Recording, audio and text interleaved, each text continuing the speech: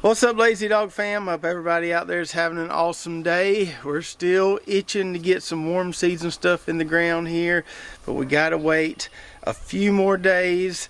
This weekend, I think Saturday night, it's supposed to get really cold. A few days ago it said it was supposed to get down to 35, and I was thinking, well, maybe I could take a chance. Now, last time I checked, it says it's going to get down to 30. Of course, that could change between now and then, but getting down to 30, definitely not going to take a chance there. I have took a chance before and had to run a sprinkler overnight to save some tomato and pepper plants, but I'm not going to do that this year. So we're going to wait till after this weekend, and then hopefully we can start getting stuff in the ground. But until then, we still have plenty to do in the greenhouse. I've got my pumpkin seeds here that I need to get started today. I've also got some other stuff, some tomatoes, some peppers, and even some giant pumpkins. A lot of seeds that viewers sent us, and I want to try some of these varieties. So we're going to get those started today, check on our watermelons, and then we've got a little garden cleanup to do as we get ready for some of this warm season planting. So I just set up another one of these sun pad heat mats on this side of the greenhouse. We were working with just one. We just put another one in here, and what I like about these things is you can just daisy chain them together. So only the first one has to be plugged into the thermostat, and then the thermostat into the outlet, and then we can just plug them into one another and run them down this way. I think two is all I'm going to need on this side, but we needed some extra room to start some more stuff, and we're still waiting on some of this stuff here to germinate. So we'll start on the end here and give you a little quick update on what we got. So way over here we got some extra lettuce transplants. We'll probably give most of those away, try to get rid of them. We planted all we wanted. We've got our sweet peppers there, which are looking really good. They could probably go in the ground as long as the weather would allow us to. So as soon as this cool spell's over with, we'll probably get those in the ground.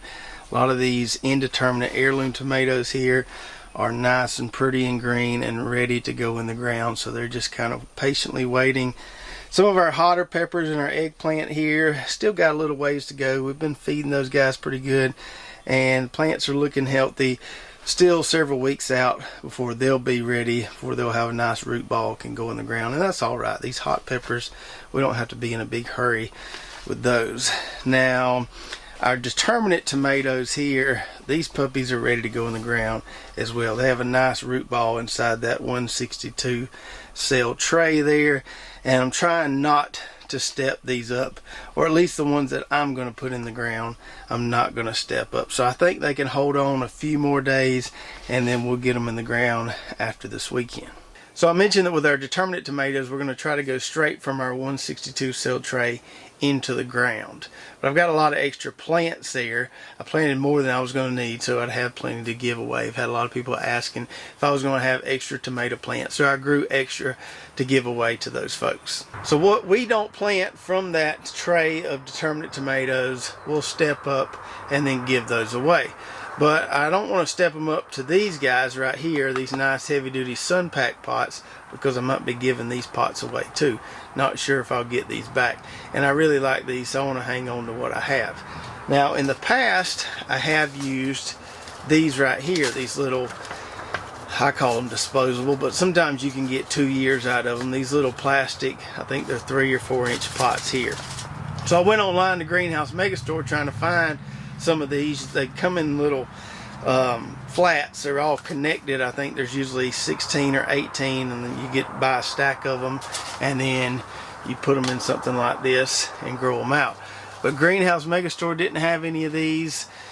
Amazon didn't have any of these. I guess there may be a shortage of these going around. Anyway, so I had to go to Plan B, and I think Plan B is actually going to work a little bit better. So I did find this on Amazon, these kind of natural pots here, and this is a little more environmentally friendly, obviously, than these guys here.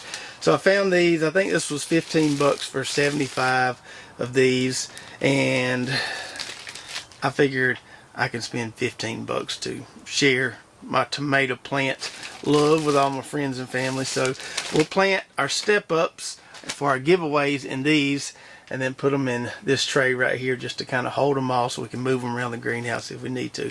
So I think this is going to work pretty well. So once I plant my determinates out of that tray, I'll step up the rest in these pots for giveaways. So that was an update on kind of the big plants growing in the greenhouse. Now for the little stuff that was started more recently. We've got our cucumbers here that are starting to put on some true leaves. Those guys should be close to ready when we're ready. You know, give those guys another week or so and they'll probably be ready to go in the ground, and it should be warm enough by then. We've got all our herbs here. Some of these herbs always germinate faster than others. Basil's usually the first to go. You can see we got really good germination there. We will thin those out. We got all our dill coming up there. Starting to get some cilantro popping. Looks like a little bit of tarragon's popping. Still waiting on the oregano and sage. Those always tend to be some of the last two to germinate, but starting to see some decent germination on our herbs there. We go over here to our watermelon tray. So we've got our tender sweet orange watermelon here. You can see those are all popping nicely, getting pretty good germination on those. That's going to be our pollinizer for our seedless watermelon, the orange crisp, which we have covered in this wrap here. So a couple videos ago we talked to you about our seedless watermelon germination technique this year. The one big thing we were doing different was nicking the rounded end of the watermelon seeds. We were also going to make sure not to overwater. So these have been sitting under that plastic wrap for I think about 5, maybe 6 days now, and we're starting to see some good signs. So if you look closely there, you can see some green leaves in and amongst that white perlite there, which tells me we're getting some germination. Now we may not get all these to germinate, but we don't need them all to germinate. We just need about half of them. So I'm seeing leaves there, and I think it's time to take this plastic wrap off. So I'm going to take my knife here and just go around the sides, and this stuff should come off of here pretty easily. There we go. And not to damage our plants. Whoa, we got a lot of them popping here. See, there's 1, 2, 3, 4, 5, 6, 7, 8, 9, 10, 11, 12, 13, 14, 15, 16, 18, 19, 20. Almost half of them popping. That's a really, really good sign. So we'll take this and put it back on the mat here. We still want to be careful not to overwater these guys. Now I haven't watered them since we planted them because they had that plastic wrap on them. But I'll probably water them, just give them a little splash this afternoon. Be real careful not to overwater them. Maybe we can get some more to germinate there. But if those that have popped now make it, I think we're going to have something. So I'm really pumped about my seedless watermelon germination. It's always great when you can learn from your mistakes a little bit and improve your process from year to year. We're still probably not going to get 95% germination on those like the pack stated, but we're going to get better than we got last year, and we'll just keep trying to get better. So now for the things that we're going to get planted today. My main thing I wanted to get accomplished today was to get all my pumpkin / winter squash started. I'm probably about a week late on that, but it's going to be okay. These things will grow out pretty fast in these trays. Now 2 of the things we're planting today are from seeds that we actually bought. So we've got some Jade Night pumpkin here, and we've got the Muscat de Provence. I think that's how you say that. I've never taken a French class, so I'm not sure. We'll just call it fairy tale pumpkin by the common name. So we've got these 2 that we bought that we're going to plant. And then we've got a lot of stuff here that viewers sent us that we're going to plant as well. And we get a lot of viewers sending us seeds and stuff. And let me just make this clear. If for some reason we don't ever get around to planting something you sent us, it wasn't intentional. It's just probably because we didn't have the room for it. I do keep any seeds that any viewer sends us. I've got them in a special box there. Sometimes we just don't have room. Sometimes it just doesn't work in with our rotation, but I have good intentions on trying to try all this stuff that we get. So we've got a lot of good stuff here that we're going to try. We've got some giant pumpkins, some peppers, some tomatoes, all kind of good stuff in this box here. Now back to the pumpkins / winter squash for a second. Every year we do a big plot in the spring. We pick one of our plots and grow nothing but pumpkins and winter squash in there. And I always pick kind of one variety from each of the main 3 big species, that being C. pepo, C. machata, and C. maxima. Now there's also C. mixta out there, but there's not a lot of members of that species. So the three I mentioned are the three big ones. So we plant one variety from each of those three species. That way we don't have to worry about cross-pollination. If we do want to save the seeds from one of the species, we can. So this year for the C Maxima variety we're planting, we're doing this Jade Night pumpkin here, which is I want to say it was blue, but it being Jade Night makes me think it's more green. I can't really remember, but I really like the pictures of it. Had a good disease package. This is a hybrid variety, and so this is C Maxima. This is like a kabocha type squash, which means it's really sweet. It stores okay, not as well as some of the other pumpkins we plant, but they usually store pretty good, and they're really, really good to eat. Then for the C Machada variety we're planting, that's that fairy tale pumpkin. So this particular species includes your butternut, Seminole pumpkin, Cherokee tan.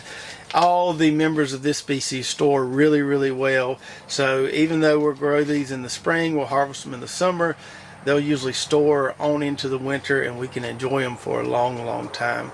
I've tasted these before. These are really, really good eating pumpkins, and they look really cool too. So that's our C Machada variety.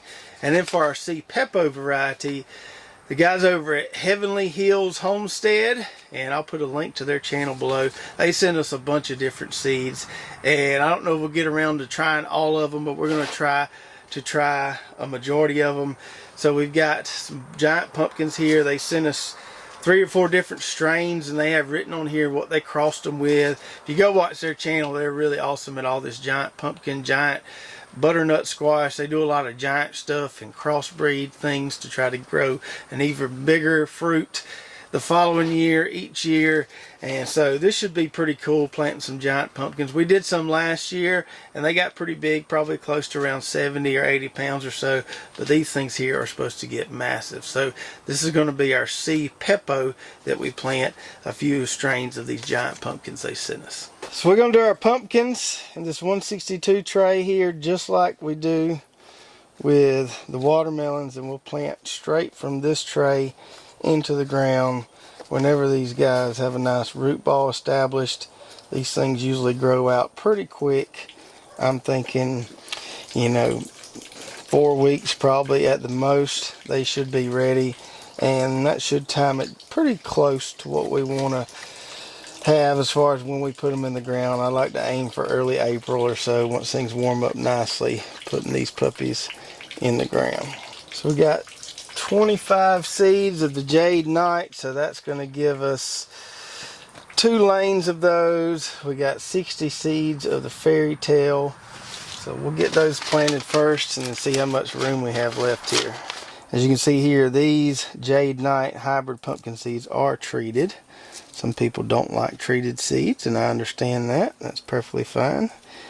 I don't mind treated seeds, so that's all I can get for a variety that I want to plant, I'm just fine with the treated seeds. Most of these treatments don't stay on the seeds very long, have a pretty short half-life. Alright, so we got our Jade Night and our Fairy Tale planted, and I probably shouldn't fill up all these cells because I'm not going to need all these, but I really don't want to plant anything besides pumpkins in this tray here. So this is the giant ones. I think there's 3 seed per envelope here that Heavenly Hills sent us, and they have written on here all the information. So this says 581 Cook something Schmidt times 1673 Bartimus. I don't know if that means that was a 1,600 pound pumpkin. Lordy, I don't know if we'll be able to get that one out of the garden, but it says these will be huge. So we're just going to plant these 3 different strains here. These seeds are massive, you can see there, so that had to come from a pretty big pumpkin. I'm going to keep up with these envelopes here so I can match what I wrote here to what's on here. Maybe those guys can help me out a little bit. That almost won't fit in that cell there. Hopefully these cells aren't too small for these big giant pumpkin transplants. Maybe if you go over there to their channel, you might understand what some of these names and numbers mean. We're just going to plant them and see what happens. These seeds are huge too. Might have to get a forklift out in the garden and get one of these pumpkins out of there. Now let's get these covered up here. I'm not going to cover all the cells because there ain't seeds in all the cells. I'm just going to cover up the ones where there are seeds. And then as far as the other stuff that we're going to plant here that viewers sent us, we have 1 pepper and several tomatoes. So someone from Canada sent us this. This is a pepper variety called Armageddon, and they said it is very, very hot. And I'm kind of a sucker, so I'll try it at least once. We'll see just how hot they are. I don't know what these peppers look like. All they said was they were very, very hot. Then we've got some tomatoes here called Turkey Creek tomatoes, the heirloom from eastern Kentucky. So we'll see what those are like. Heavenly Hills Homestead also sent us some tomatoes. We've got an orange peach tomato. That just sounds really good. So excited about that. This one's called 7.35 brown tomato. I don't know if that means this was a 7-pound tomato. We'll have to see. And then this other one here is labeled kind of like those pumpkins were. Just says some numbers and giant tomato on it. So hopefully we can grow a big one. So for all this stuff, I'm just going for 1 or 2 plants per variety just to try this stuff. So we're going to do a 24 cell tray as opposed to a big tray because we just have a few seeds from each of these varieties. We do have quite a few seeds of this Armageddon pepper. So we'll start out in this lane with it, and then we'll figure out where to put everything else. Alright, so we got all those planted there. We'll get those covered. Hopefully those germinate. Those sound like some really cool, really interesting varieties. And hopefully we'll be able to show you guys what they look like and what they taste like. So that's going to do it for us in the greenhouse today. Nice to stay kind of somewhat on schedule with our seed starting. Still got to get our okra started. We got lots of different varieties we're going to try in the spring. And then we got to get our flowers started. But I don't have anywhere to put those flower transplants right now, so I'm not in a big hurry to get those started. But we will probably be getting our okra started soon. Soon as we get more room on the mats, we'll take stuff off the mats and then put new stuff on there. Alright, now let's do a little garden cleanup. So we showed you on the last video how we got the rest of these carrots out of here. Sold a good bit of those at the veggie stand. Still have some in the fridge, but we got some weeds and some volunteer dill plants that are left out there. Need to clean that up. Still got half a row of parsnips here. I'm not going to worry about those a whole lot at the moment. We'll get those out in the next couple weeks. But we want to get this over here cleaned up as well where our beets were. Got some weeds and stuff in there we need to get out of here. Need to get that drip tape out of there. Then on this side we have our celery. We have some rutabagas that are probably about 2/3 of the way there. And we're going to leave this stuff on the very end here. The rest of this plot will get pumpkins. Now when we're turning over a plot from one crop to the next, in this case root veggies to pumpkins, we pull up the tape, clean it up, and then we'll put the tape back down when we get ready to plant the pumpkins. And I do try to save and reuse the tape if I can. After you reuse a certain piece of tape several times, sometimes it gets a lot of holes in it. You've patched it up 2 or 3 times, and it's time to just move on from that piece of tape. So I've got a couple pieces in here, a couple rows worth that need to be thrown away and replaced. I've got a few that I can't save. So the other day I went to water this plot so we can give some water to those rutabagas and celery, especially there. And I walked out here about 30 minutes later, and I had me a little mini pond straight out there in front of me. And I remember when I put these 2 lines in, the ones that were on our beets, that I had to patch them a couple times when I installed them planting the beets. So I know these 2 lines here are toast. So we're going to pull those up and throw them away. So what I'll do here is take me a little goof plug, because I need to plug this hole in the main line here. Once this tape is gone, I still need to water some of the stuff in this plot. So we need to plug that hole so we're just not shooting water everywhere. So we'll stick that little plug in there, and that'll plug that hole. We can reuse that hole if we want to, just depending on how our row spacing for the pumpkins work out. We can grab some pliers, pull that out, put a row start right back in there if we need to, or we can just leave that goof plug there indefinitely. So I got the holes plugged for those 2 leaky lines there, and we'll pull those up in just a minute. Now for these 3 lines over here where we had carrots, I haven't noticed any leaks on these lines, so we'll be able to fold up these and reuse these. And since we're only probably going to plant 3 rows of pumpkins out here, those 3 lines of tape should suffice, so we won't have to put down any new tape here. We can just reuse the tape we've got. But even though we're going to reuse this tape, we still need to plug these holes here because we got to pull this tape up to get this cleaned up, and it's still going to be a month or so before we plant pumpkins. And when you run out of goof plugs, like I just did, you have to make do with what you got. So what you can do is take these row starts here. Works just the same as that, except this has got a valve on it. You can turn it on and off. Now I don't use these a whole lot because usually I'm watering everything in the plot at one time. If you got a lot of different stuff in a plot that needs different amounts of water, these things are handy because you can turn off certain drip lines just by turning that valve there. But these also work kind of like a goof plug. You just turn the valve off, pull out that row start, pop that one in there, and that's our makeshift goof plug right there. All right, so we got all those holes plugged. Now I'm gonna start ripping up this tape, get the wheel hoe and a rake, and we'll try to get this cleaned up.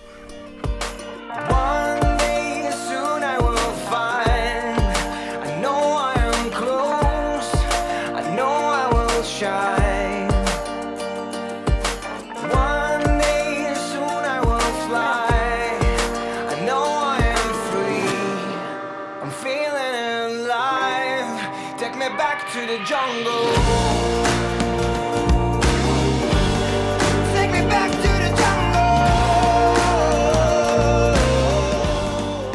All right. We might not have got every single weed out of there, but it sure does look a lot better than it did, and I'm pretty satisfied with it. Now a couple of them spots out there where the drip wasn't running, kind of in between rows, is pretty hard because we haven't had any rain in a while. So we will welcome some rain this week, hopefully soften this up a little bit. We might have to wheel hoe it a time or two before we plant. If it stays in as good a shape as it is now, I don't think we'll have to till it.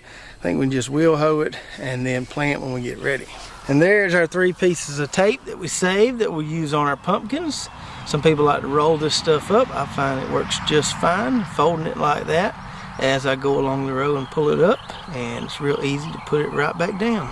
So the forecast is calling for a good bit of rain this week. I think we're going to get rain 3 days in a row, and that's why I wanted to go ahead and get this done so that those heavy rains weren't causing those weeds to thrive even more. If it was going to stay dry like it has been, I might not have been in as big of a hurry to get that done, but now I'm glad I went ahead and did it. So there's this pretty popular garden book out there talking about companion planting, and it's called Carrots Love Tomatoes. You may have heard of it. You may have even read it. Well, if I ever write a book, I'm going to call it Chickweed Loves Carrots. For some reason, we always have issues with chickweeds in our carrots, other root crops too, but especially our carrots. And I don't really know why. We get chickweed a little bit in our other plots, but not near as bad as we get in carrots. I don't know if it's the growth habit of carrots that causes this stuff to thrive so much, but we always get it in there, and that's one big reason why we always have to rotate our carrots. We don't have a lot of disease issues on our carrots. We don't ever spray our carrots, but we get a lot of chickweed issues, and if we were to grow carrots in the same spot year after year, we would end up just with a field of chickweed. And you can look at the roots on this stuff here. It just forms a mass of roots. You can try to pull it up, but you really can't hardly get it all. I have to go through it several times with a wheel hoe and just kind of chip away at it. Man, this stuff right here drives me crazy in the wintertime in my carrots, but I think I got it all out of there. So I hope you enjoyed the video today, getting our pumpkins and other winter squash planted in the greenhouse. And I'm really excited to see what happens with some of those giant pumpkin seeds that got sent to us. If we're going to grow a pumpkin that's several 100 pounds or bigger, we might need to plan a little bit for that. I might need to make me some little mini pallets or something to set them on, something where we can pick them up with some forks on a tractor or something, because we ain't gonna be able to pick them puppies up by hand if they get that big. So I might have to plan ahead a little bit on that. I don't know how big they're gonna get, but I know if they get bigger than those ones we had last year, they're gonna be almost impossible to pick up. And if you have bad chickweed issues in your winter garden, please tell me. Tell me that I'm not the only one, especially if you have it in your carrots. It would make me feel better to know that I wasn't the only one fighting this devil weed in my winter garden every single year. If you're watching on YouTube, make sure to check out our affiliate links below. A lot of good companies that we use in our gardens here at Lazy Dog Farm. We even got some coupon codes for some of those companies. If you did enjoy this video, make sure to subscribe, hit that notification button, like and share, and we'll see you next time right here at Lazy Dog Farm. Hold farewell, by the beauty of your life.